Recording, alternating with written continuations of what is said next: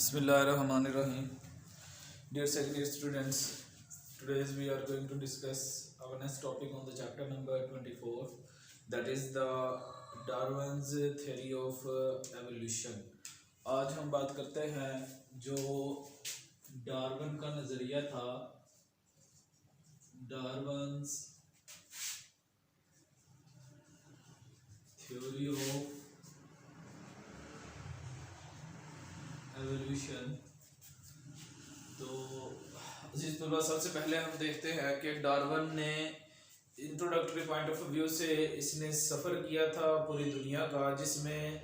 North America के जजीरे और इसी तरह से साउथ अमेरिका के जजीरे और गैलापागोस एक आइलैंड ख़ास तौर पर मशहूर है,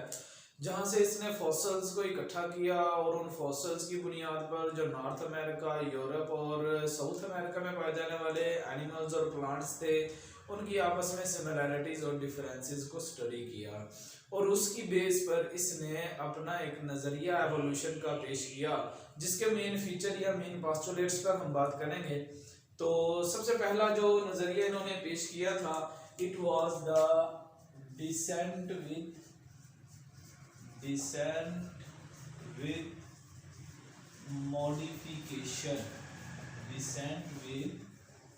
मॉडिफिकेशन, यानी डार्विन जो था, डार्विन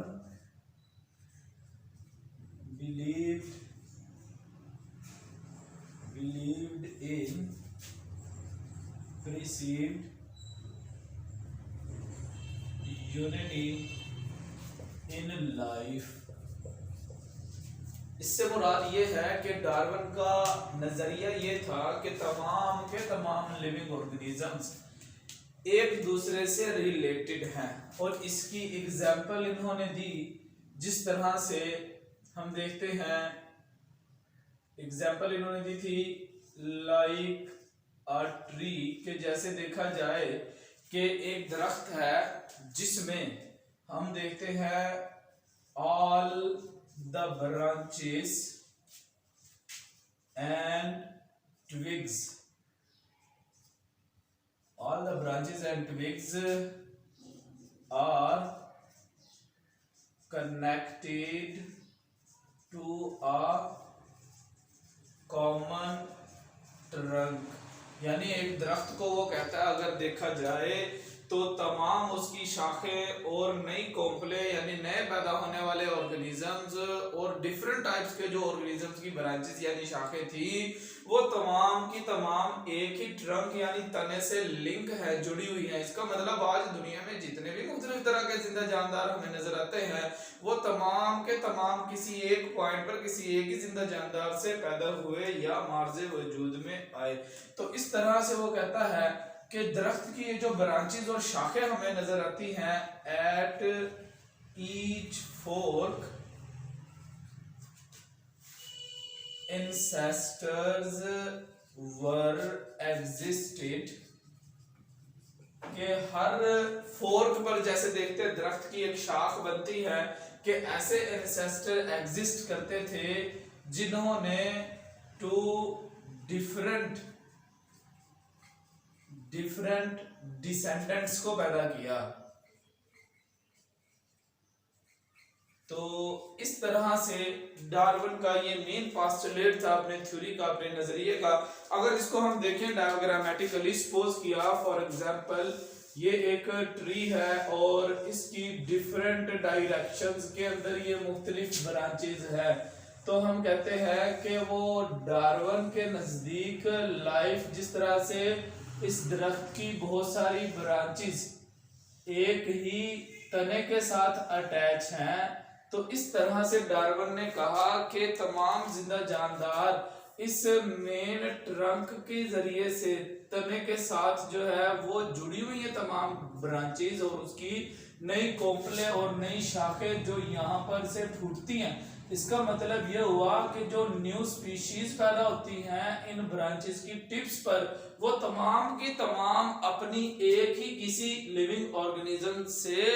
जनरेशन आफ्टर जनरेशन, नस्ल दर नस्ल वेरिएशंस के जरिए से मुख्तलिफ स्पीशीज में पैदा हुए या कन्वर्ट हुए हैं। तो इसी तरह से दूसरा था इसका जो मेन पोस्टुलेट, जिसको हम कहते हैं adaptations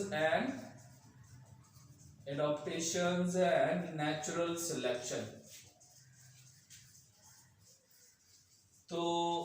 इन दो पास्टुलेट्स की बुनियाद पर डार्विन ने अपना एवोल्यूशन का नजरिया जो है वो पेश किया। अब वो कहता है कि एडॉप्टेशन से मुराद ये है कि जो लोकल ऑर्गेनिज्म है, किसी भी एरिया के इलाके local organisms are well adapted to their climate, के किसी एक खास इलाके के अंदर पैदा होने वाले बसने वाले जो एनिमल्स हैं वो ही अपने उस इलाके की क्लाइमेटिक कंडीशंस के साथ ज्यादा बेहतर अंदाज में रहने के काबिल है। तो इसी तरह से मजीद इसमें उन्होंने जो सब पास्टुलेट या सब सेक्शंस बनाए थे, नंबर 1 इसमें हम कहते हैं it is the struggle for existence।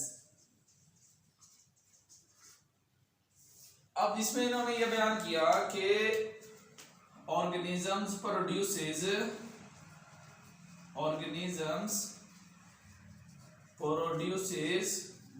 more individuals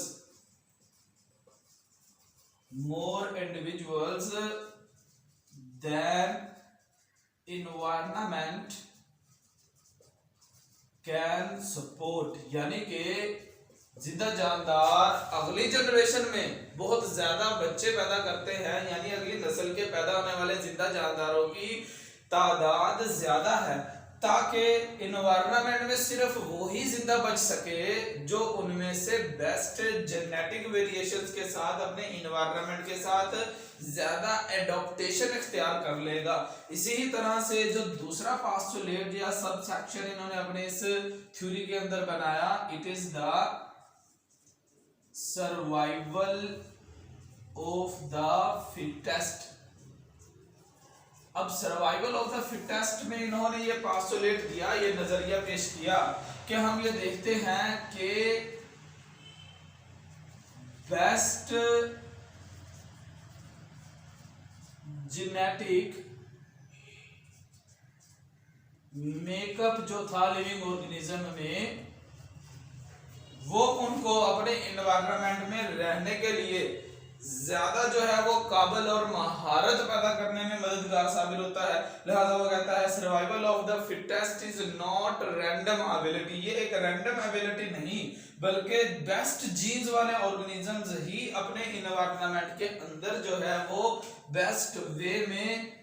survive कर सकते हैं, जिंदा बच सकते हैं। मिसाल के तौर पर अगर हम देखें कि ऐसे ऑर्गेनिज्म जैसे हिरणों की अगर हम मिसाल लें, डियर्स इन द फॉरेस्ट, अगर वो शेर के आने का पता चलाने के काबिल नहीं और ना ही इतना तेज दौड़ने के काबिल है कि वो शिकार होने से बच जाए, तो ऐसी सूरत में उनकी अगली जनरेशन जो है वो पैदा ही नहीं होगी, क्योंकि वो शिकार होके वो ऑर्गेनिज्म तो खत्म हो जाएगा। इस तरह से वो कहता है survival of the fittest, best genetic makeup वाले ऑर्गेनिजम्स जो तेज दौड़ सकते थे, जो बीमारियों का मुकाबला कर सकते थे, जो दुश्मनों से बच सकते थे, तो वो ही जिंदा बचते हैं। और इस एतबार से वो कहता है इन दोनों एबिलिटीज की बिहाफ पर डार्विन ने ये कहा origin of new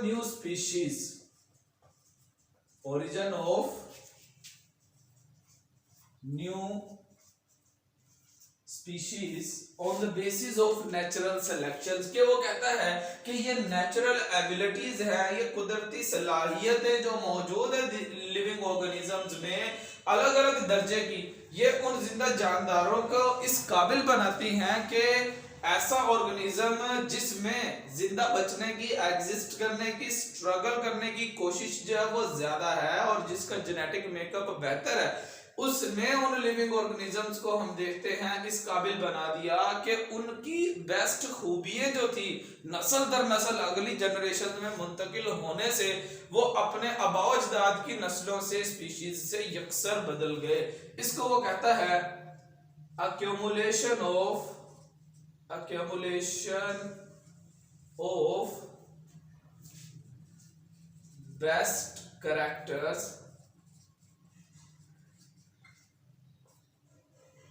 after generation,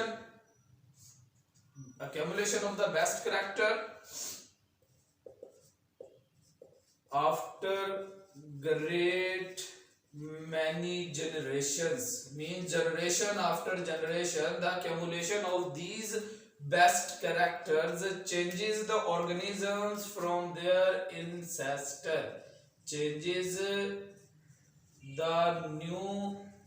organisms from ancestor। तो इस एतबार से डार्विन जो है वो अपने एवोल्यूशन के नजरिए को पेश करता है कि देखा जाए लिविंग ऑर्गेनिजम्स में एडाप्टेशन से में मुराद ये है ability to survive with the changing climatic conditions, and natural selection means the changing climate in an environment select the organisms on the basis of struggle that the organism have for its survival or the existence, and in the similar way the natural selection means the environment select the organisms that have best genetic makeup to survive in changing conditions। so इस तरह से Darwin कहता है कि evolution जो है वो work करती है, और हम कहते हैं कि नई स्पीशीज जो कई जनरेशंस तक मुख्तलिफ तरह के और बेस्ट जीन्स के इकट्ठा होने से अपने एंसेस्टर्स से अबावजदाद वाली स्पीशीज से यकसर बदल जाते हैं। जैसे उसने कहा कि अब ये जो ट्रंक है यहाँ पर पाए जाने वाले जो ऑर्गेनिजम्स हैं इनको हम कहेंगे दीज आर द एंसेस्टर्स, और इन एंसेस्टर्स ने मुख्तलिफ पॉइंट्स पर मुख्तलिफ तरह की खुसूसियात वाले मुख्तलिफ क्लाइमेट में लिविंग ऑर्गेनिजम्स को जन्म दिया, तो ये इनके डिसेंडेंट कहलाते हैं। तो इस तरह से डार्विन का एवोल्यूशन का नजरिया था लिविंग ऑर्गेनिजम्स में एवोल्यूशन के बारे में। Thank you.